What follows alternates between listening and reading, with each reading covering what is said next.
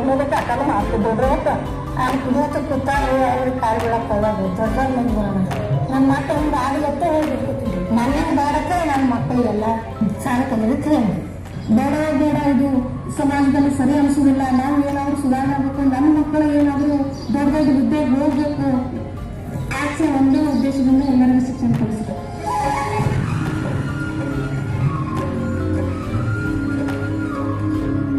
ಆಗಿನ ಲೈಫ್ಗಿಂತ ಈಗಿನ ಲೈಫ್ ಭಾಳ ಹೆಮ್ಮೆ ಅನ್ಸುತ್ತೆ ನಾನು. ಯಾಕಂದ್ರೆ ಅವಾಗ ತಪ್ಪಿದ್ದಾಗ ನಮ್ಗೆ ಯಾರು ತಂದಿಲ್ಲ. ಆದ್ರೆ ಈಗ ನಾವು ಟೀಚರ್ ಒಬ್ಬರು ಪೊಲೀಸ್ ಒಬ್ಬರು ನರ್ಸ್ ಇಷ್ಟು ಮಟ್ಟ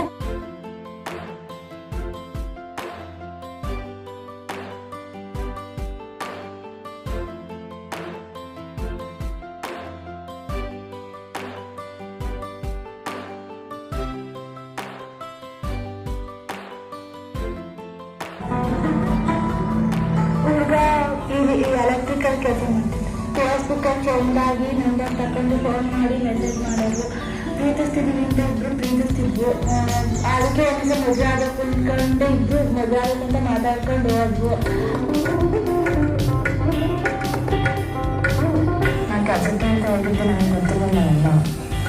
ನಾವೆಲ್ಲ ನನಗೆ ಗೊತ್ತಾಗಲಿಲ್ಲ. ಅದು ಇರುವಾಗಲೇ ನನಗೆ ಗೊತ್ತಾಗಿದೆ.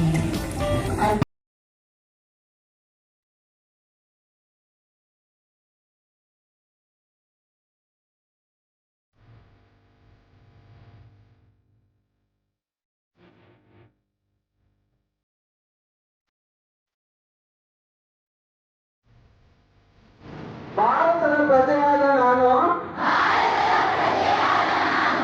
ಬಾಲ್ಯ ವಿವಾಹದಿಂದ ಹೆಣ್ಣು ಮಕ್ಕಳ ಶಿಕ್ಷಣ ಕುಂಠಿತವಾಗಿ ಅವರ ಹಕ್ಕುಗಳಾದ ಬದುಕುವ ಹಕ್ಕು, ರಕ್ಷಣೆಯ ಹಕ್ಕು,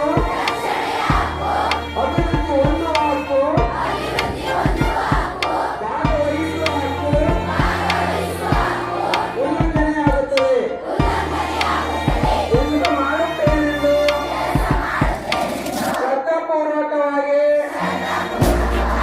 ಪ್ರಮಾಣ ವಚನ ಮಾಡುತ್ತೇನೆ.